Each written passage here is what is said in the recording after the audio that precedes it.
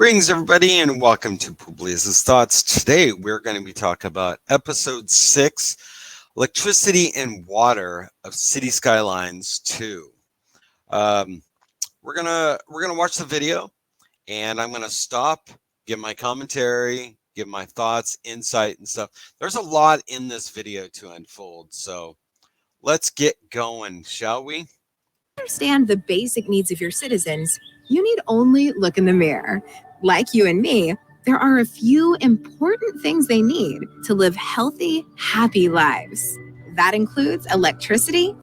I like this. This really looks realism and stuff with regards to these electricity towers and all that. Everybody in every major city, every country in the world has these and stuff, and they're usually in very obscure along the, mountains and stuff like that. Sometimes I always wonder, I'm like, God, dude, can you just imagine working on all these back in the day when they put these up? And it seems like recently I've been seeing a lot of new ones go up lately too, alongside these. So I don't know what for, but I've always wondered too, why there's no solar panels on these so they can feed into the system, right?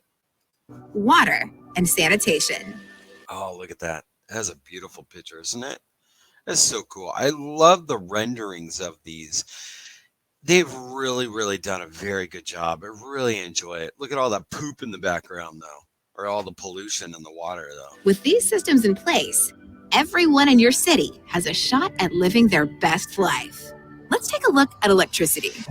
Look at that. That is solar, and then like all these little boxes and stuff like that. The only thing is the boxes look a little small, so I don't know if this is a scaling issue or what, or I don't know. It's weird. When laying roads, you also install low.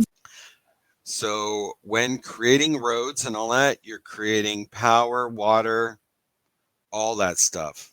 Cables, high voltage power lines, all that stuff. You can see here, down here, you got water, electricity, and pollution. Voltage underground cables that supply electricity to homes, offices, and shops. These cables plug into transformer stations. I like this and stuff. These power stations and all that, you can actually, allegedly, and what it looks like, you can actually add pieces on, so you don't have to have multiple substations or power stations throughout your city. You can have them in one location. You can build them up over time as you unlock things and as you need more capacity to create more electricity for your citizens. Transformer stations are also connected to the high voltage power lines streaming from your city's power plant. I like that and stuff. They seemed a little bit more streamlined than they were in Cities Skylines 1. They act as a junction where low voltage cables and high voltage lines link up. Together, they form the grid that pumps electricity right across your city.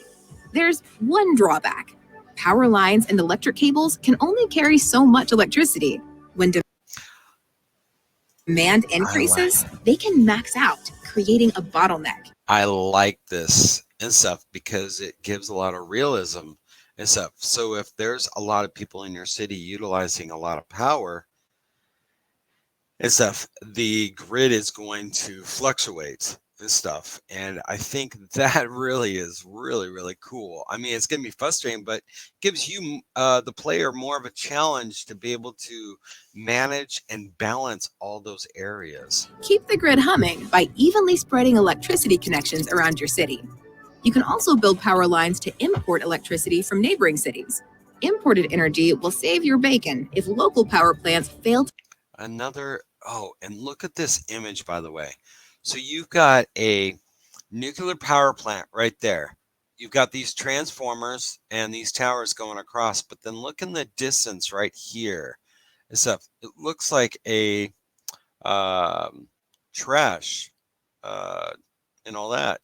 We were talking about in our last video and stuff. I really like the function where you can create your own grid instead of how big or large, small, or what you need for your trash. To produce enough electricity when demand increases. It will, too. Expect spikes when the thermostat drops and everyone. Ooh, yeah.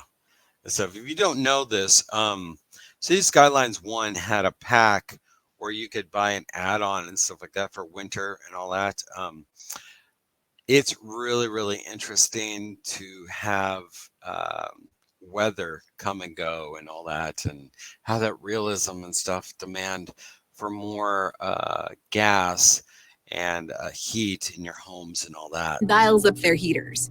Hot weather will cause spikes too, as people flick on air conditioners, fans, and ice machines at the same time. Your power plants might produce more electricity than your city needs. When that happens, you can export it to your neighbors. While this can offset production costs, think it through. By storing excess electricity in emergency battery stations, you have nothing to worry about. That's cool. So if you generate more energy than your population is using, you can use storage facilities, which is like what you can do today too as well, for like wind, solar, and stuff like that, for like rainy day, or basically you want to sell it to your neighbor, or you get through the nighttime hours too as well. When demand rises. Emergency battery stations help your city get the most out of solar power plants.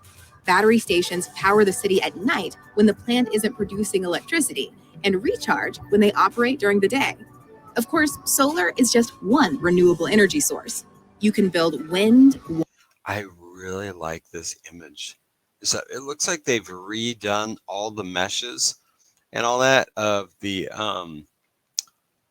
dam and stuff like that. I hope there's new functions too as well, because I wasn't a real big fan of the dams um, system in City Skylines 1. So, Water and geothermal power plants too. ooh, geothermal. That's cool. Fossil fuels are another way to power. And look at that. There's more garbage and all that, landfills and stuff like that next to the nuclear power plant. For your city. Or you can go nuclear. Let's talk water and sanitation. Surface water sources are the same as in city skylines. Expect flowing rivers, glittering lakes, and vast, swirling oceans. Groundwater is different. These underground reservoirs replenish.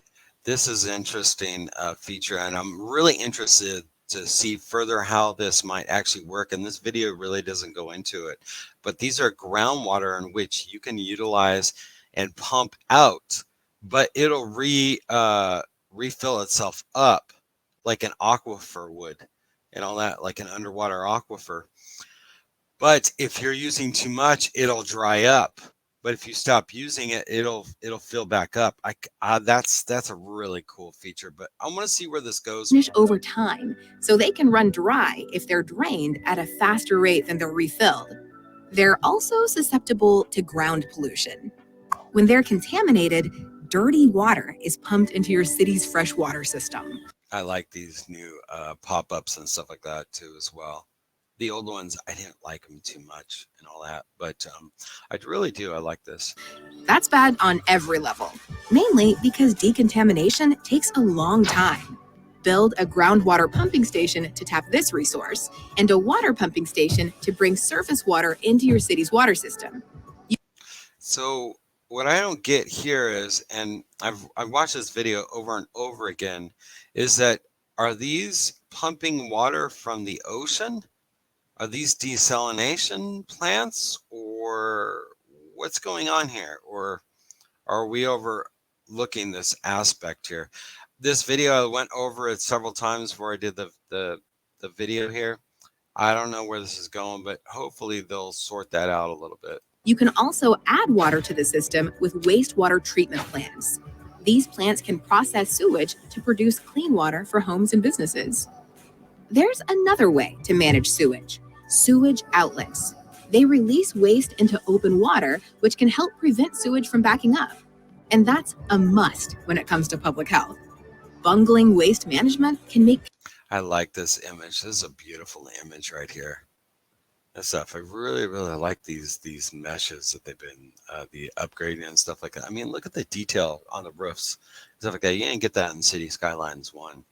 People seriously ill. That's why you want to keep sewage out. That's disgusting, isn't it? Ugh. It's well away from pumping stations. How can you balance the very human needs of citizens with your ambition as a city builder? It's simple. Imagine living your life down there, day in and day out. So that's it for City Skylines episode 6, electricity and water. Let me know what you think down below. I really appreciate y'all. These videos have been doing really, really well. I'm really, really surprised, but at the same time, I'm not.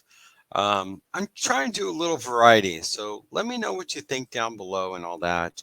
Um, Other than that, we are going to wrap this up. Take care, everybody. Peace out. Please like, subscribe, and share. And peace out.